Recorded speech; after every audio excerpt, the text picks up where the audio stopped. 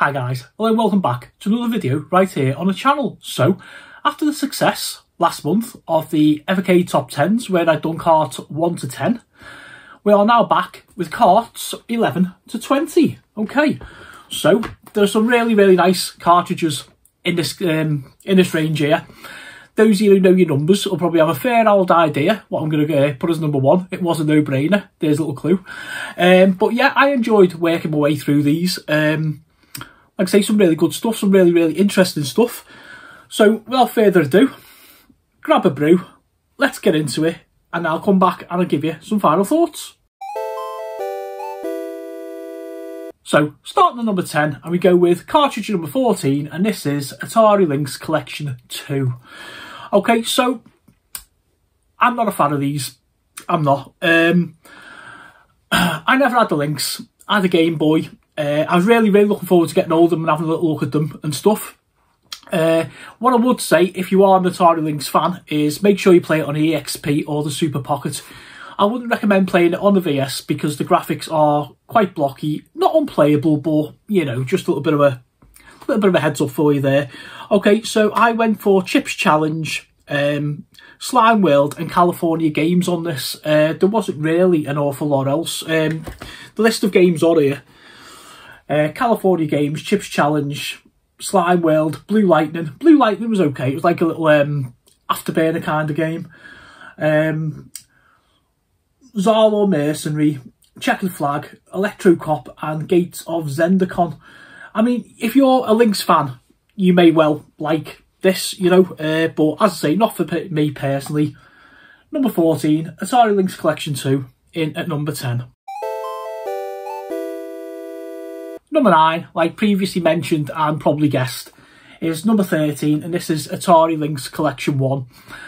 All the same faults as number 2, for me. I mean, let's have a look at the games I played on this one. They were Crystal Mines 2, Loops and Scrapyard Dog. So Crystal Mines 2 was very like Boulder Dash, always worth a play, and a nice little game, I'll be honest with you. Loops had a little bit of a Tetris-y kind of feel to it. Little puzzler. Those who know me know I'm like that over puzzlers. It just basically depends on what it is. Enjoyable. And Scrapyard Dog, which is like a nice little platformer to play. But yeah, you know, I mean, for me, there wasn't really an awful lot else. I mean, there's like 17 games on this, you know. Scrapyard Dog, Dracula, Jimmy Connor's Tennis, Awesome Golf, Crystal Mines 2, Basketball, Super Squeak, Super Asteroids and Super Missile Command, Gordo 106, Remnant, Planet Wars, Ishido The Way of the Stones, Cyber Virus, Zump, Mega Pack, which was terrible, Malibu Beach Volleyball, Bikini Volleyball, sorry, Loops 2 and Power Faction.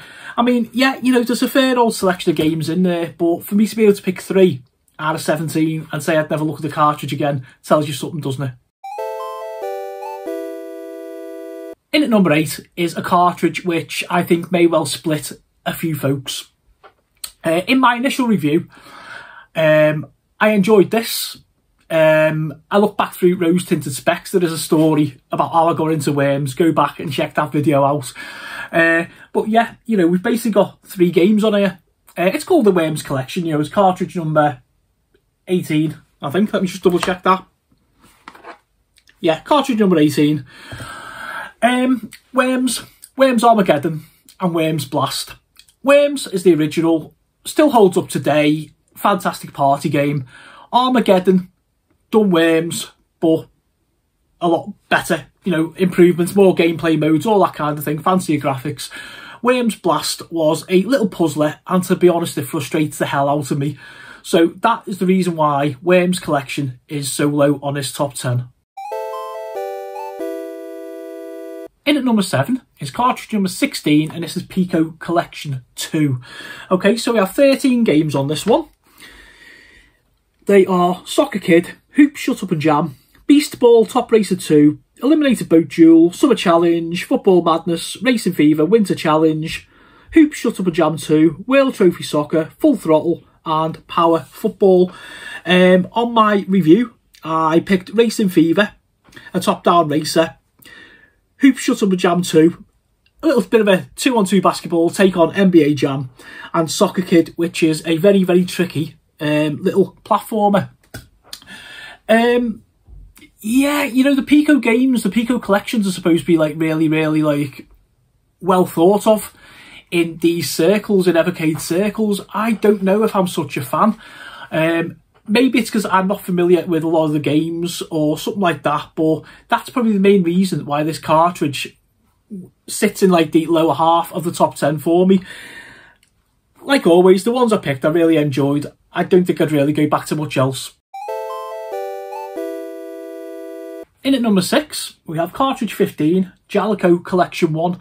This one really surprised me, I'll be honest. It was one of those cards that I bought, you know, I'm a completionist, so I bought it and just like basically sat on the shelf until I sat down and like, you know, reviewed it. I played it for a couple of hours, or different games and stuff. So not a bad little card here, and it's like the best of the bottom half. The games on board, we have 10 games. They are Astanax, Bases Loaded, Brawl Brothers, City Connection, Earth Defence Force, Operation Logic Bomb, Rival Turf, Super Gold 2, The Ignition Factor, and Totally Rad. Yeah, not a bad little collection. I picked on my video, my review, Earth Defence Force, which is a nice little horizontal shooting game, nice music, not too tricky at first, nice little blaster. Rival Turf, which was like a little bit of a beat 'em up, which was like akin to Streets of Rage, but the controls were just felt sticky to me, or stickier than what Streets of Rage is, but maybe we were like treated with that Sega classic. And Operation Logic Bomb, a nice little shooter that reminded me, it had little elements like the Chaos Engine in there from the Amiga, kind of walking around like bases and stuff like that. Yeah, nice little game. So yeah, you know, this one is like, it's definitely worth a look if you're into Jalico. In at number 5, we're getting to it now, aren't we? The top half. Cartridge 11, the dual cart, Zero Crisis and Tanglewood. I mean, this one, I'm not going to say anything bad about it at all. I'm really not. It's just, in my opinion, there were 4 personally better titles in the chart. So, Tanglewood is just like, it's... you like this like little fox kind of character, and the graphics are lovely and the music's nice, and there doesn't appear to be a lot happening, and then all of a sudden like it all goes off. It's more of a puzzly platformer Zen kind of title. That's about the best I can describe it. Zeno Crisis is totally the opposite. It's a bit like Smash TV. So you're like a marine and you're in like, it's like an arena shooter, and you're running around and you're sort of running one way, shooting another, and you're trying to shoot the bad guys and collect like money and little dog tags and beat boss, end of level bosses. And yeah, do you know what? It's arcade goodness at its heart. 2 totally different titles, but this cartridge really is worth a blast. In at number 4, an all-time favourite of mine, cartridge 12, the Oliver Twins collection. This is fantastic. 11 games on it. In my review, I actually said it, and I remember it really was hard to pick 3. I could have picked like a whole lot more. This really is like a top cart. Let me tell you what the titles are. Okay, so Fantastic Adventures of Dizzy, Super Robin Hood, Wonderland Dizzy, Panic Dizzy, Go Dizzy Go, Firehawk, Professional BMX Simulator, Dreamworld Pogie, Dizzy the Adventurer, Mystery World Dizzy, and Treasure Island Dizzy.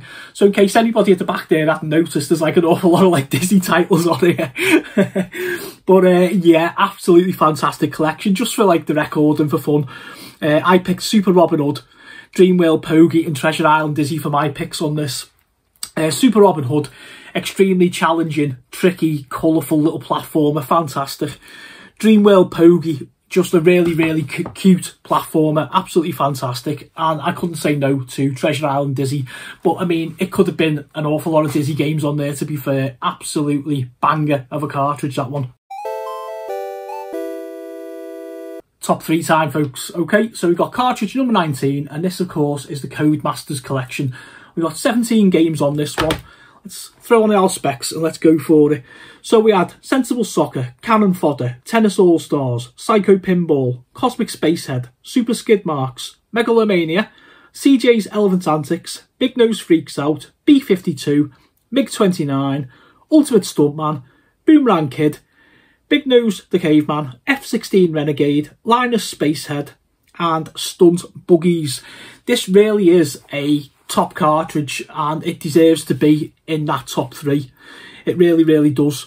My review at the time, I actually went with Cannon Fodder, Sensible Soccer and Boomerang Kid. Cannon Fodder is just brilliant. You like lead like a little platoon of soldiers around, and you got to point and click to move them and press the other button to fire, and you're doing various objectives. Fantastic. Sensible Soccer, with the exception of maybe Kickoff 2, is, in my eyes, the seminal football game ever made. It really is. Loved playing it on this. I think it's a Sega Mega Drive version we've got. Not as good as the Amiga, but I'm talking about the actual games. Sensible Soccer, fantastic. And I think the surprise that got a lot of people was Boomerang Kid. Arcade, brilliance.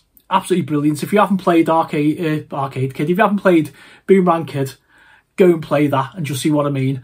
Let's hit number 2 and let's find out what just missed out on the number 1 spot.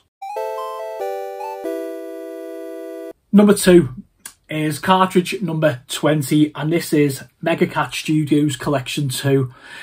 If it wouldn't have been for my love of the next game, number 1, this would have been the number 1 out of this top 10. Absolutely phenomenal. 8 games on there. Let's have a look and give you the rundown. Okay, so this is like basically another indie cartridge. So Arcadis Revolution, Death Will 2 MD, Romeo and Julie Cat, Romeo's Tale, Misplaced, Yarzy, Alter Ego Dreamwalker, Gluff. Yeah, this is just, it's almost like, it's just another collection of indie games, and it's absolutely fantastic. It really is. I went with Arcadis Revolution, which is like a really nice little top-down shooter, and the controls were just right, and I'd never played a shooting game like it before, and once I sort of grabbed it, I just embraced it. I really, really enjoyed it. It was so good. I went for Gluff, which was a little puzzle platformer. Lovely music, totally addictive. Again, if you haven't played it, in fact, just go and get this cartridge, to be fair, but I mean, go and play Gluff as well. And Alter Ego was another little unique platformer where you have like, it's like mirrored, so you have like one guy and you're in control of him, and you've got like a ghosted out version of yourself, and as you move in one way and then another, they're basically mirroring each other's moves, and you're up and down ladders collecting little gems, and oh, it's so good. It really is so good. If you haven't got this cartridge, just go and buy it. Honestly, it could easily have been number 1. And in at number 1, narrowly edging out Mega Cat. The smile on my face says it all, doesn't it? Indie Heroes Collection 1, cartridge number 17. I cannot say enough about this cartridge, honest to God. As soon as I sat down to do the research and stuff to make the top 10 list, I just put it in at number 1. That's how highly I rate this cartridge. If I could never have another cartridge again for Evercade, just give me this one. We've got 14 games on board. They are all brilliant. No, they are.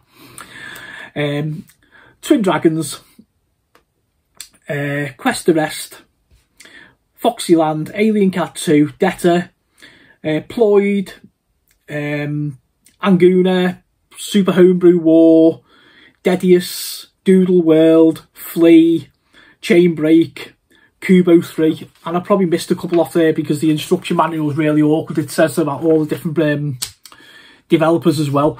But yeah, I mean, absolutely fantastic. You know, this was my first ever entry into like indie games, and it's just, it opened my eyes to like a whole new world of gaming. I mean, before we leave, just for fun, I'd add Doodle World, Alien Cat 2, and my favourite game on the Evercade, full stop, Flea, with my top 3 picks. But I could happily sat there and played any of the other 11. Honestly, I could.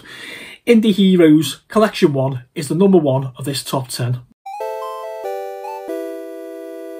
Welcome back, guys. So that really was a fun top 10 chart to do. 11 to 20, I think, to be honest with you, I think the game's quality and stuff is a lot better with this 10 than numbers 1 to 10 that we done last month. I think that Evercade and Blaze were flexing their muscles, saying, look, you know, we got Namco, we've got Atari, we've got this, we've got that, we've got the other. introduced us to it. Whereas I think, like, as we got along and we got higher in the numbers, I do think the software has, you know, got like an awful lot better.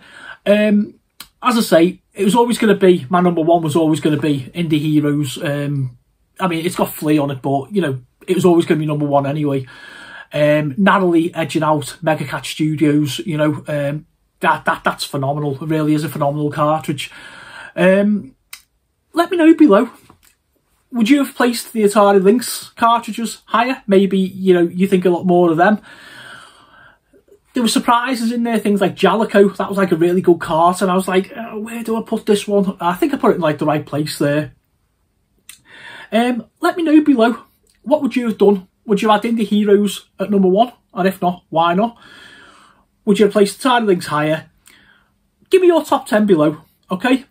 I'm going to leave it there, guys. Keep it real, keep it retro, and I'll see you in a couple of months' time for numbers 21 to 30.